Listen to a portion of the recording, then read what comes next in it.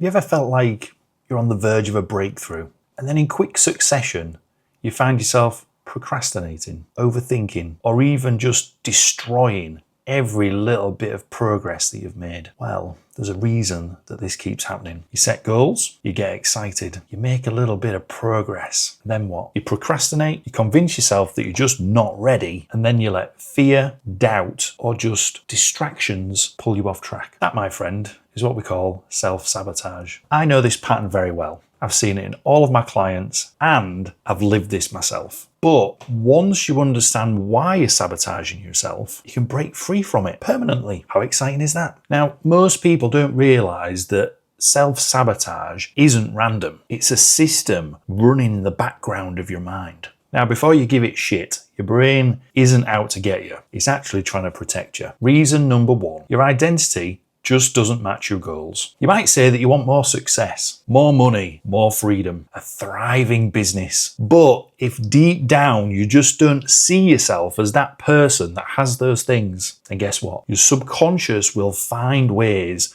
to pull you back to what we all affectionately call your comfort zone. A really easy top-level example. Maybe you want to make $20,000 or pounds per month. But deep down, you just don't see yourself as that person, do you? You still see yourself as the person that's struggling at £5,000. And every time you start getting ahead, you just find a way to slow it down, don't you?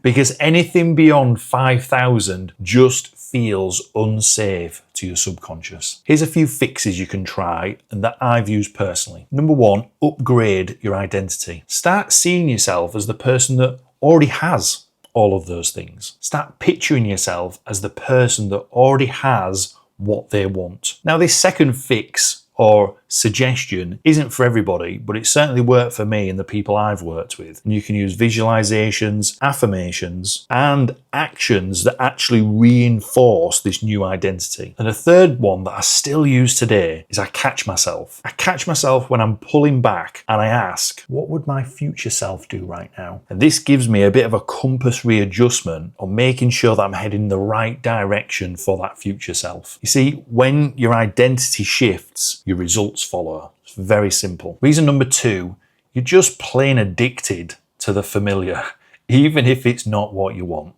The fact is, your brain loves what is familiar, even if it's painful and even if it's keeping you stuck. And that's why, unfortunately, people stay in toxic relationships. Perhaps they undercharge for their services or just plain procrastinate on massive goals. You see, if you've spent more time in the struggle, then struggle is your normal. And then when things start to go right or start to go better than the struggle, you will do absolutely anything in your powers to create problems, because that change, that elevation, that movement forward is completely unfamiliar. Unfamiliar in your mind means unsafe, and your brain and your subconscious wants to take you back to a safe place. So again, here are three things that I've done in order to change this for myself. So the first thing was I got comfortable with success. Rather than success being an external component, instead I integrated to success into who I am. Second thing was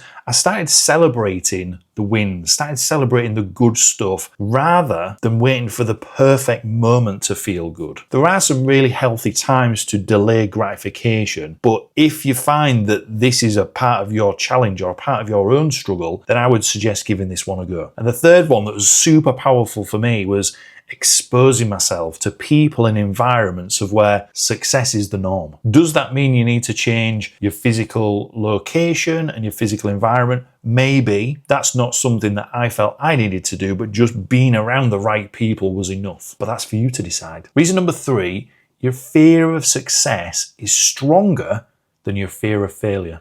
You see, most people fear failure, but what's actually holding them back? It's the fear of success. Hello there, success. You see, when I started thinking about what I had to change if I became more successful, it meant three things: more responsibility, more visibility, and higher expectations from myself and everyone else around me. And that was scary. And my brain would whisper things to me like, what if I can't handle it? What if I become successful and lose it all? And what if people judge me? And they certainly did.